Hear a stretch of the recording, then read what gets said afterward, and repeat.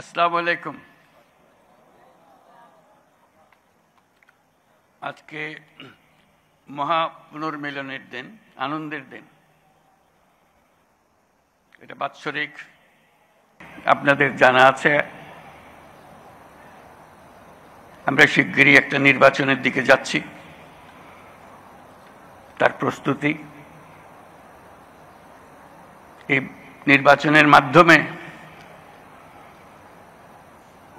আমরা নতুন বাংলাদেশের পথে যাত্রা করব, সেটাই আমাদের স্বপ্ন। এই নির্বাচন যেন সর্বাঙ্গ সুন্দর হয়, আনন্দমুখর হয়, উৎসবমুখর হয় এবং আমাদেরকে সেই যাত্রাপথে সুন্দরভাবে রওনা করে দিতে পারে, সেটার জন্য আমরা সবাই মিলে চেষ্টা করব। বিসমিল্লাহির রহমানির রহিম। প্রিয় সহকর্মীবৃন্দ, তিন বাহিনীর প্রধানগণ, সশস্ত্র বাহিনীর অবসরপ্রাপ্ত ও কর্মরত সদস্য ও তাদের পরিবারবর্গ, সম্মানিত অতিথিবৃন্দ, distinguished guests from different friendly countries, আসসালামু আলাইকুম। সশস্ত্র বাহিনী দিবস উদযাপন উপলক্ষে আয়োজিত আজকের এই সম্বর্ধনা অনুষ্ঠানে আপনাদের সকলকে স্বাগত জানাই। আজকের এই বিশেষ দিনে আমি সশ্রদ্ধ চিত্তে স্মরণ করছি মহান মুক্তিযুদ্ধের সকল শহীদ, যুদ্ধাহত এবং অন্যান্য সকল বীর মুক্তিযোদ্ধাদের, যাদের আত্মত্যাগের বিনিময়ে অর্জিত হয়েছে আমাদের স্বাধীনতা।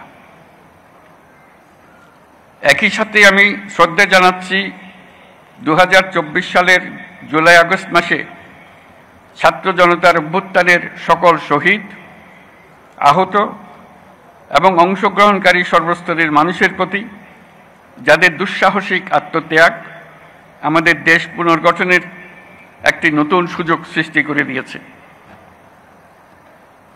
বাংলাদেশ সশস্ত্র বাহিনীর জন্ম 1971 সালে রণক্ষেত্রে। 71 সালের 25শে মার্চ হানাদার বাহিনীর নৃশংস আক্রমণের পরপরই 27শে মার্চ চট্টগ্রামের কালুরঘাট বেতার কেন্দ্র থেকে তৎকালীন মেজর এবং পরবর্তীতে রাষ্ট্রপতি জিয়াউর রহমান বাংলাদেশের স্বাধীনতা ঘোষণা করেছিলেন। এরই ধারাবাহিকতায় 21শে নভেম্বর সেনাবাহিনীর সাথে নৌ ও বিমান বাহিনী সম্মিলিতভাবে পাকিস্তানি বাহিনীর বিরুদ্ধে লড়াই শুরু করে। এই কারণেই 21শে নভেম্বরকে মুক্তিযুদ্ধের একটি মাইল ফলক হিসেবে গৌরবের সাথে পালন করা হয়। আজকে সেই 21শে নভেম্বর। আমরা যদি বিজয় অর্জন না করতাম, তাহলে মুক্তিযুদ্ধের বীর সেনাদের মৃত্যুদণ্ড ছিল অনিবার্য। অসহনীয় হয়ে যেত তাদের পরিবারের সকল সদস্যের জীবন। মুক্তিকামী সেনা, নৌ ও বিমান বাহিনীর অকুতভয় বীর সেনানীরা জীবনের পরোয়া না করে, পরিবারের ভবিষ্যতের কথা চিন্তা না করে এদেশের স্বাধীনতা যুদ্ধে ঝাঁপিয়ে পড়েছিল। তারাই এদেশের আপামর জনসাধারণকে সাহস জুগিয়েছেন। মানুষের সঙ্গে কাঁধে কাঁধ মিলিয়ে জল, স্থল ও আকাশপথে সম্মিলিতভাবে প্রতিরোধ গড়ে তুলে দেশমাতৃকাকে পরাধীনতার শৃঙ্খল থেকে মুক্ত করে এনেছেন। মুক্তিযুদ্ধকে বেগবান এবং সুসংগঠিত করার লক্ষ্যে তখন বাংলাদেশ ফোর্সেস গঠন করা হয়েছিল, যার অধীনে 11টি সেক্টরে বিভিন্ন দেশের বিভিন্ন অংশ থেকে আসা মুক্তিযোদ্ধাদের সামরিক প্রশিক্ষণের পাশাপাশি গেরিলা প্রশিক্ষণ দেওয়া হয়। এরই চূড়ান্ত রূপ আমরা দেখি 71 সালের 21শে নভেম্বর সেনাবাহিনী, নৌবাহিনী ও বিমান বাহিনীর সম্মিলিত অভিযানে। পাকিস্তানি সৈন্যদের বিরুদ্ধে এই যৌথ অভিযানেই 1971 সালের 16ই ডিসেম্বর বাংলাদেশের স্বাধীনতা সংগ্রামের চূড়ান্ত বিজয় এনে দিয়েছিল। ৭১-এর মুক্তিযুদ্ধে আমাদের সশস্ত্র বাহিনীর অবদান বাংলাদেশের ইতিহাসে স্বর্ণাক্ষরে লেখা থাকবে। সশস্ত্র বাহিনীর প্রিয় সদস্যবৃন্দ, দেশের স্বাধীনতা সার্বভৌমত্ব রক্ষার পাশাপাশি দেশ গঠন ও জাতীয় দুর্যোগ মোকাবেলায় আপনারা সর্বদাই জনগণের পাশে থেকে কাজ করে যাচ্ছেন। 2024-এর ছাত্র জনতার অভ্যুত্থান ও চলমান দেশ পুনর্গঠন ও সংস্কারের কাজেও সশস্ত্র বাহিনী বরাবরের মতোই মানুষের পাশে দাঁড়িয়ে অব্যাহতভাবে দেশের মানুষের আস্থার প্রতিদান দিয়ে যাচ্ছে। আমি বিশ্বাস করি, গণতান্ত্রিক ও নিয়মতান্ত্রিক নেতৃত্বের প্রতি অনুগত বাংলাদেশ সশস্ত্র বাহিনী তাদের পেশাগত দক্ষতা ও দেশপ্রেমের সমন্বয়ে দেশের জন্য ত্যাগ ও তৎপরতার এই ধারাবাহিকতা অক্ষুণ্ণ রাখবে।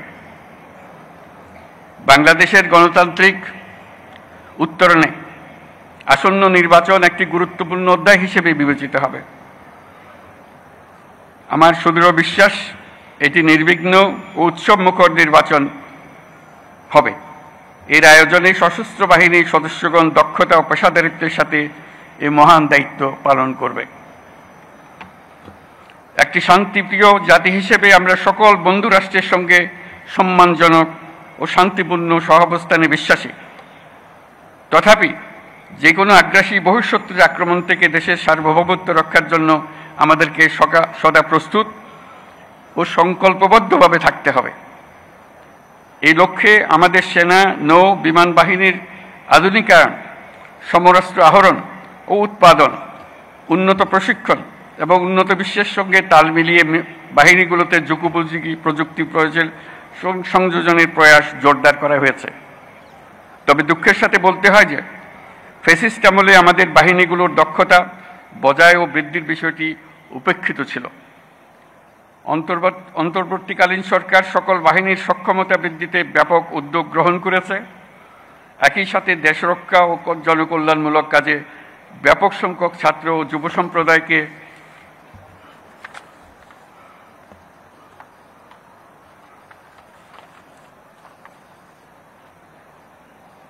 সম্পৃক্ত করার উদ্দেশ্যে বিএনসিসির কার্যক্রম বহুগুণ বৃদ্ধির নীতিগত সিদ্ধান্ত নেওয়া হয়েছে। আমাদের এসব পদক্ষেপ দেশের প্রতিরক্ষা সক্ষমতাকে একটি নতুন পর্যায়ে উন্নীত করেছে। অভ্যাগত অতিথিবৃন্দ, বিগত ৩৭ বছরে জাতিসংঘে আমাদের শান্তিরক্ষীরা সফলতার সঙ্গে ৪৩টি দেশে ৬৩টি মিশন সম্পন্ন করেছে। বর্তমানেও বিশ্বের বিভিন্ন প্রান্তে 10টি মিশনে আমাদের শান্তিরক্ষীরা নিয়োজিত আছেন।